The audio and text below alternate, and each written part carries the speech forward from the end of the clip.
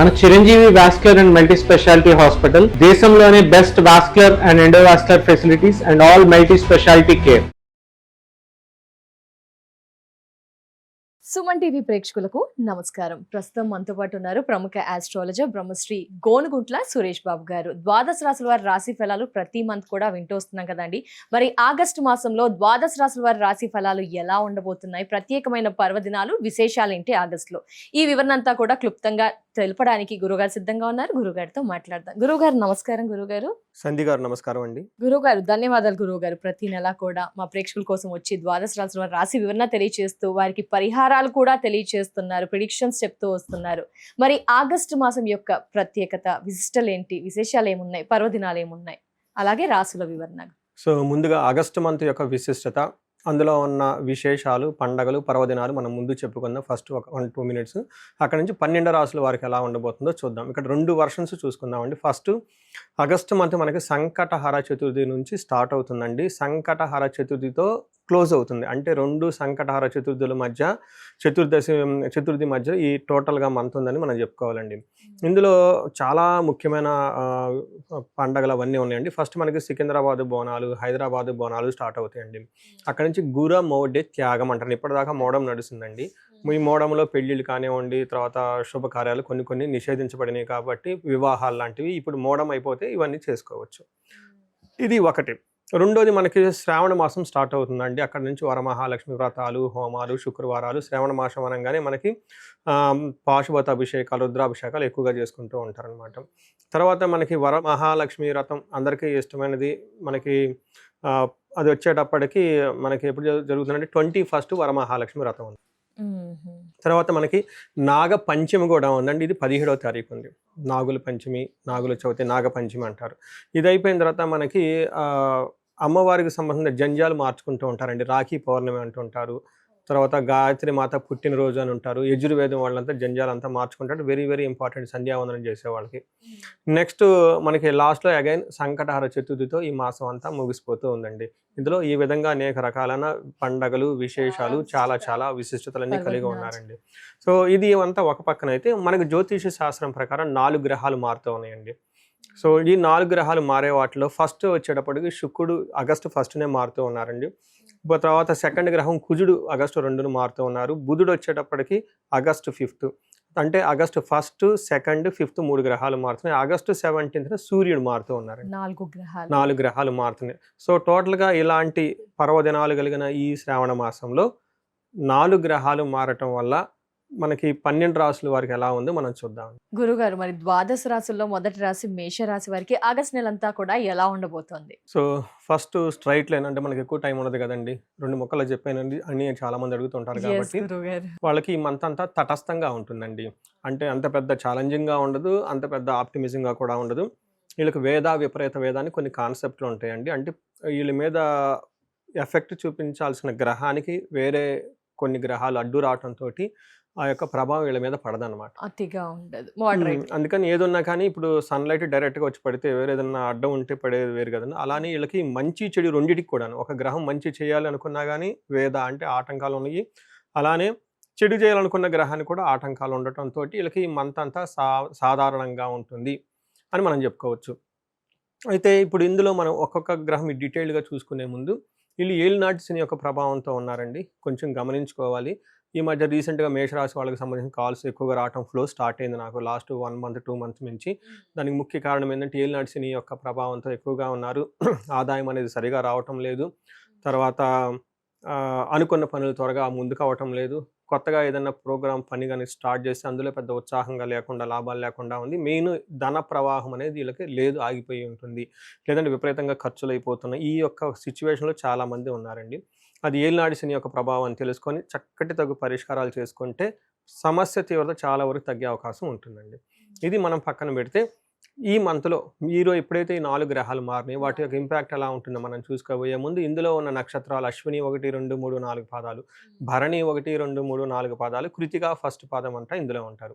మనం పేరు బలం బట్టి చూసుకుంటే చూ, చే, చో, లాలి, లూలో, ఆ అన్న అక్షరాలంతా ఇందులో ఉన్న వాళ్ళకి వాళ్ళు ఫస్ట్ బాగా మోస్ట్ పాపులర్ అయిన పేర్లు. అవి వీటి కింద వస్తాయని గమనించుకోవాలి. మనకి లఘు గోచారము సూక్ష్మ గోచారం అని ఒక కాన్సెప్ట్ ఉంటుంది. ఈ కాన్సెప్ట్ ప్రకారం మనకి చిన్న చిన్న వర్డ్స్లో హోల్ మంత్ అంతా ఎలా ఉందో చెప్పుకోవచ్చు. ఇందులో చూసుకున్నాం అనుకోండి, మనోరుచం ధనలాభం ధన ప్రాప్తిం విపత్తిం అంటారు. మనోరుజం అంటే మానసికంగా చాలా టెన్షన్స్ ఉంటాయి. అలానే ధనలాభము విశేష ధనలాభం, ధనం అయితే వచ్చే అవకాశం ఎక్కువగా ఉంటుంది. అలానే విపత్తిం ఆపదలు వచ్చే అవకాశం కూడా ఎక్కువగా ఉంటుంది. అయితే ఇందాక ముందుగా చెప్పుకున్న ప్రకారంగా ఇది ఏది జరిగినాక వాళ్ళకి లో ఇంటెన్సిటీ చాలా తక్కువ మోతాదులో వీళ్ళకి అనుభవంలోకి వచ్చే అవకాశం ఉంటుంది. వేద విపరీత వేద కాన్సెప్ట్ ధన ప్రవాహం కానీ విపరీతంగా ధనం కూడా ఏమి రాదు. అలానే ఆపత్తులు ఉన్నాయని కానీ విపత్తులో ట్రబుల్స్ అని కానీ అవి కూడా ఎక్కువగా ఏమి రావు. ఒక మోడరేట్గా నార్మల్గా ఉండే అవకాశం వీళ్ళకి ఎక్కువ ఉంటుంది. సో ముఖ్యంగా మనకేం చెప్తామంటే 5వ స్థానంలో సూర్య భగవానుడు అంటే దేహలాస్యం మనస్తాపం సుహృద్వేషం ధనవయం బుద్ధి చంచల్యం ఆప్నోతి పంచమే రవి సంయుతే అని చెప్తారు అంటే గురుగారు ఏంటి మొత్తం అర్థం? ఇది అంటే మనకేం చెప్తారంటే శారీరకంగా అలసట ఉంటుంది ఒకటి. తర్వాత మనస్తాపం అంటే ఏమంటారు, ఏదో ఒక టెన్షన్స్ ఎక్కువగా ఉంటాయి. అంటే ధనవ్యయం ఉంటుంది.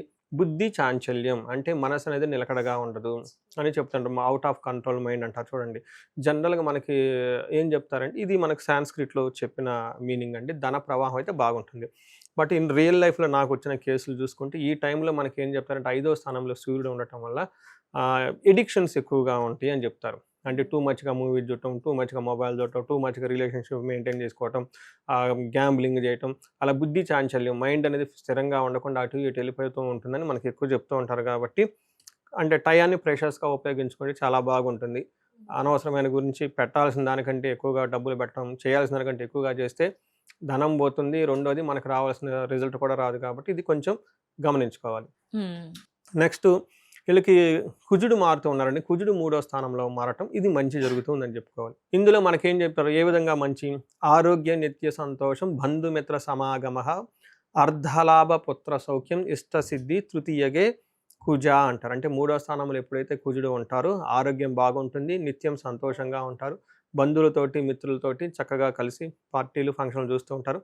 అర్ధలాభ అంటే ధనలాభం ఉంటుంది. నెక్స్ట్ పుత్ర సౌఖ్యం పుత్రులతోటి ఫ్రెండ్స్ అంతా బాగుంటారని చెప్పుకోవచ్చు. ఇష్టసిద్ధి అనుకున్న పనులన్నీ చక్కగా అయ్యే అవకాశం ఎక్కువగా ఉంటుంది. ఇప్పటి వరకు ఈ రాశి వాళ్ళకి జాబులు రాకపోయినా లేదంటే ఏదన్నా విషయంలో వీళ్ళకున్న టాలెంట్ క్రియేటివిటీ బయటకు వచ్చేసి 10 మంది చేత గుర్తింపు రాకపోయినా ఈ టైంలో ఇది బెస్ట్ టైం వీళ్ళకని మనం చెప్పుకోవచ్చు. మెయిన్ రిస్క్ టేకింగ్ ఎబిలిటీస్ చాలా ఎక్కువగా పెరుగుతూ ఉంటుంది, ధైర్యంగా ఉంటారని చెప్పుకోవచ్చు. ఫాదర్కి హెల్త్ విషయంలో జాగ్రత్తగా ఉండాలి. నెక్స్ట్ ఇప్పుడు మనకి శుక్రుడు చూద్దామండి. శుక్రుడు అగాని వీళ్ళకి కొంచెం ఇబ్బంది పెట్టే విధంగా ఉన్నారు. మనం ఇందాక సూర్యుడు ఇబ్బంది పెడుతున్నారు, మధ్యలో కుజుడు మాత్రం బాగున్నారు. ఇప్పుడు చూసుకుంటే మనకి శుక్రుడు 6వ స్థానంలో ఉండటం అంత మంచిది కాదు అని చెప్తారు. సో ఏ ప్రకారంగా చెప్తారంటే విరోధ శత్రుపీడం జ్ఞాతీనాం చ విరోధ ఆయాసో ధారాపుత్ర ద్వేషై షష్ఠే భృగునందనే అని చెప్తారు. దాని అర్థం ఏంటంటే విరోధులు ఎక్కువగా ఉండే అవకాశం ఎక్కువగా ఉంటుంది, శత్రువులు ఎక్కువగా ఉంటూ ఉంటారు, బంధువులతో గొడవలు అయ్యే అవకాశం ఎక్కువగా ఉంటుంది, టైర్డ్నెస్ ఎక్కువగా ఉంటుంది, ప్రయాణాలు చేస్తే కలిసి రావు, మెయిన్ భార్యతోటి పుత్రులతోటి గొడవలు అయ్యే అవకాశం ఉంటుంది. అంటే ముఖ్యంగా ఇక్కడ మనకి కామన్గా చెప్పుకుంటే బంధువులతోటి తర్వాత రిలేటివ్స్ తోటి చాలా జాగ్రత్తగా ఉండాలి, అనవసరంగా ఆర్గ్యుమెంట్స్ పెట్టుకోవచ్చు అని మనం చెప్పుకోవచ్చు. అయితే ఇందులో పాజిటివ్ సైడ్లో చూసుకుంటే వీళ్ళకి ఎవరైనా లవ్ రొమాన్స్ ప్లేజర్స్ అవి చేసుకునే వాళ్ళకి లగ్జరీ ఎక్స్పెన్స్ చేసే వాళ్ళకి అవంతా బాగుంటుందని మనం చెప్పుకోవచ్చు. సో ఏ ప్రకారంగా చూసుకున్నా కానీ వీళ్ళకి కొంచెం బేసికల్గా ఇంటర్పర్సనల్ స్కిల్స్ డిసిప్లిన్ ఉంటే ఈ మంత్ అంతా చాలా బెస్ట్గా ఉందని మనం తెలుసుకోవచ్చు అండి. గ్రహాల పరంగా ఇలా ఉంది అని తెలియజేసి నక్షత్రాలు ఏ విధంగా సపోర్ట్ చేస్తున్నాయి? నక్షత్రాలు అశ్విని భరణి కృతిక 3 నక్షత్రాలు. ఇందులో అశ్విని నక్షత్రం చూసుకుంటే ఫస్ట్ పాజిటివ్ సైడ్లో హోల్ మంత్ అంతా చూసుకుంటే వీళ్ళకి సక్సెస్ఫుల్గా ఉంటారు, ఎన్ని ఇబ్బందులు ఉన్నా సక్సెస్ ఉంటారు. నెక్స్ట్ ధన ప్రాప్తి, ధనం అయితే ఏదో ఒక విధంగా వాళ్ళకి వచ్చేస్తూ ఉంటుంది. వాళ్ళకి తగినంతగానో లేదంటే ఎక్కువ మొత్తానికి ధనం అయితే వస్తుంది. నెక్స్ట్ చూసుకోవాల్సింది వీళ్ళకి మెయిన్ 3 ముఖ్యంగా నెగిటివ్ సైడ్లో చూసుకుంటే వీళ్ళకి బంధనము కలహము రోగము చూపిస్తుందండి. అంటే బంధనం అంటే వీళ్ళు చాలా కన్ఫ్యూజన్లో ఉంటారు. ఫ్యూచర్ ఉంటుందా లేదంటే అనుకూలంగా ఉంటుందా ప్రతికూలంగా ఉంటుందా, నెక్స్ట్ మనం ఇండియాలో ఉంటే బాగుంటుందా అబ్రాడ్లో ఉంటే బాగుంటుందా, బిజినెస్ చేస్తే బాగుంటుందా బిజినెస్ చేయకపోవద్దా, నచ్చిన అబ్బాయి ప్రపోజల్ వచ్చింది అసలు చేసుకోవాలా లేదా, ఇవి కూడా వస్తుంటాయి నా కాల్స్ అప్పుడప్పుడు. ఈ క్లమ్జీ మైండ్ తో సందిగ్ధంలో ఉంటారు, కన్ఫ్యూజన్లో ఉంటారు. అది ఈ టైంలో ఒకసారి జాతక చక్రం చూపించుకుంటే బాగుంటుంది. అలానే కలహం, గొడవలు అయ్యే అవకాశం కూడా ఎక్కువగా ఉంటుంది. గొడవలతో మళ్ళీ బంధించబడినటువంటి పరిస్థితులు ఎక్కువ వస్తూ ఉంటాయి అన్నమాట. ఇలా నెక్స్ట్ భరణి వాళ్ళకు కూడా జయప్రదంగా ఉంటుంది ఫస్ట్. అగైన్ వీళ్ళకి కూడా కలహము, బంధనము, రోగము చూపిస్తూ ఉంటుంది. భయం కూడా పడుతూ ఉంటారు వీళ్ళు ఎక్కువ.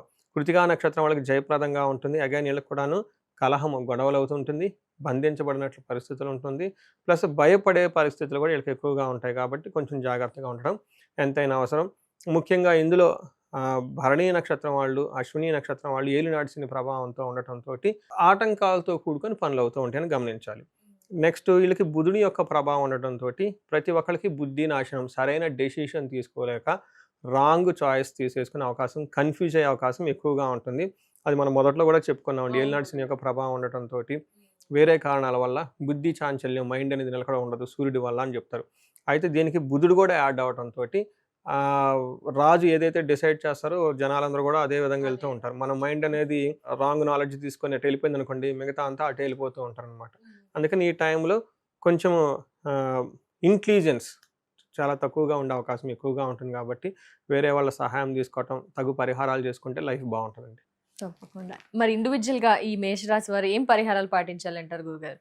వీళ్ళకి పరిహారాలు ఏలినాటి శని యొక్క ప్రభావంతో ఉండటంతో శనికి సంపూర్ణమైన శాంతి పూజలు చేయించుకోవడం చాలా ముఖ్యం.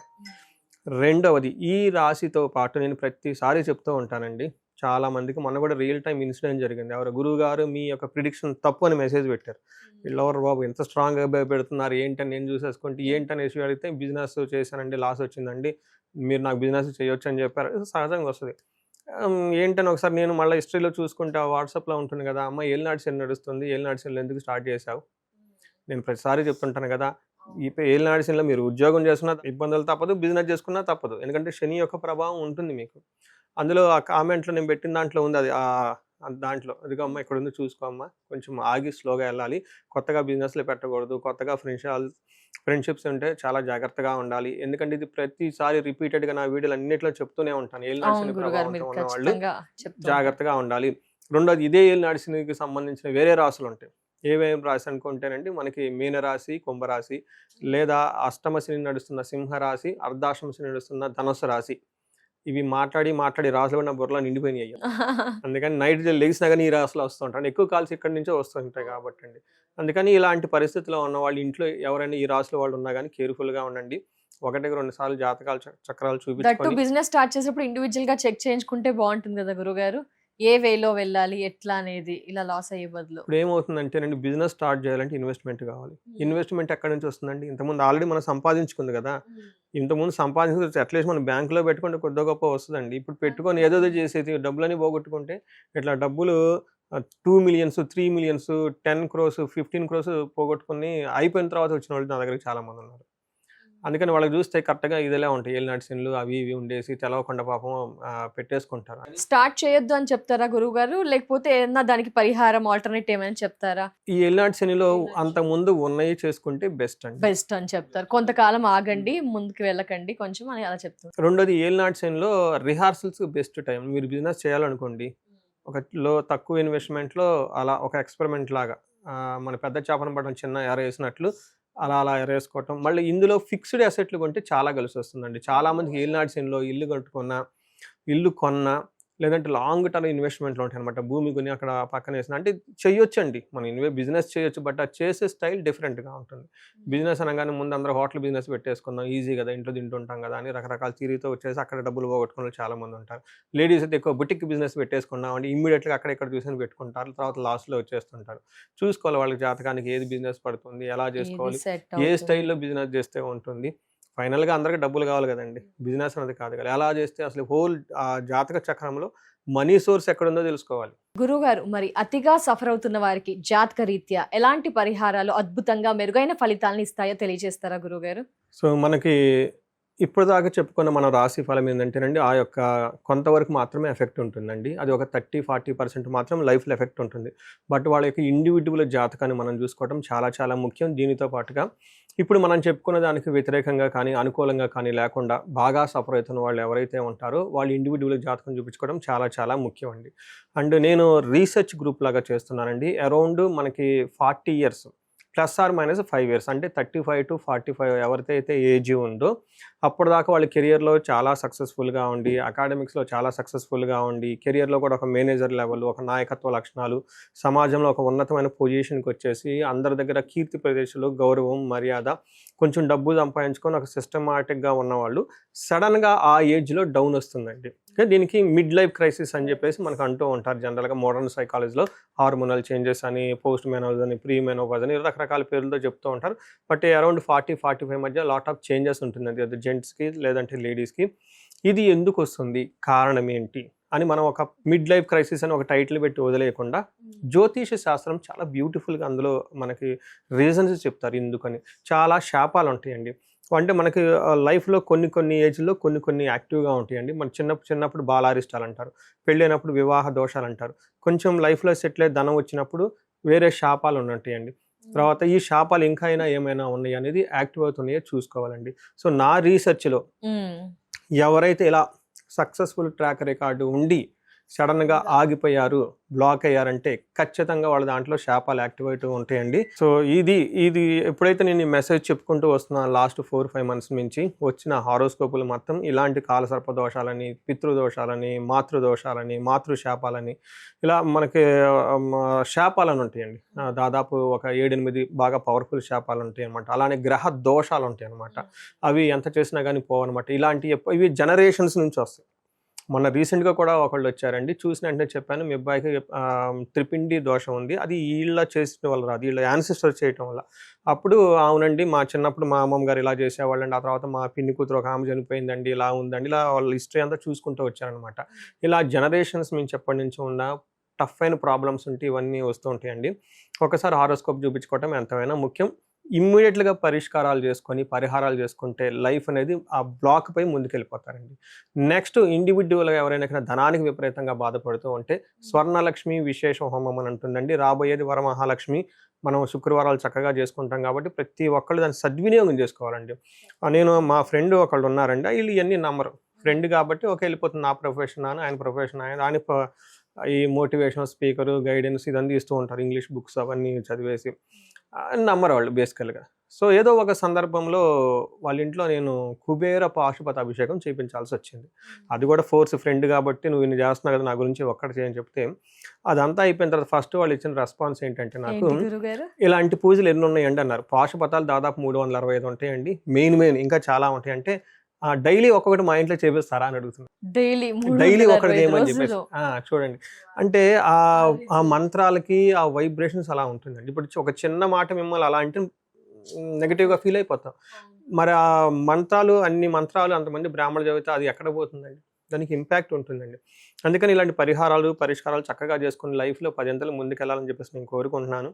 వచ్చేది స్వర్ణలక్ష్మి, మనకి లక్ష్మీ వ్రతాలన్నీ ఉన్నాయి కాబట్టి స్వర్ణలక్ష్మి అభిషేకం ఉంటుంది, పాశుపత అభిషేకం, విశేష హోమం ఉంటుంది. అందరూ చక్కగా సెలబ్రేట్ చేసుకొని ధనవంతులు కావాలని చెప్పేసి నేను కోరుకుంటున్నాను.